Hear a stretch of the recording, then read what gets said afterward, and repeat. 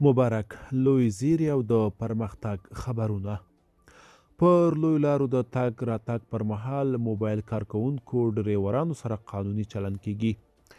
د ټولګټو چارو وزارت له هیوادوالو غوښتي چې د ترافیکو پیښو څخه د مخنیوي په موخه دی په لوی لارو د موټر چلولو پر مهال له موبایلونو استفاده نه کوي. دغه وزارت په یوه خپره کړې خبرپاڼه کې ویلي چې د ارزونې د راپور پر بنسټ پر لوی لارو د ترافیکي پیښو د یو عمده دلیل د موټر چلوونکو له موبایل استفاده ده. یاد وزارت وایي چې اوس مهال په ډیرو لویو لارو کې د بیا رغونې چارې رواني او ځای پر ځای د کار لوحې لیږدولي. که چیرې موټر چلوونکي پام ونه کړي بدې ترافیکي به رامنځته شي.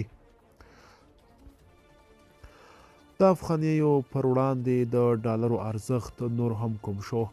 د کابل شهزاده سرای صرافان وایي چې نن د کابل په بازارونو کې د یوه ډالر بیه 80 افغانۍ ته راولوېدله. دفاع وزارت زرګونه کډوال خپلو ولایتونو ته انتقال کړي دي. د ملي دفاع وزارت وایي د دغه وزارت اړوندو ځواکونو په انټرنیشنل موټرو کې 8315 کډوال د هیواد بیلابیلو ولایتونو ته انتقال کړل.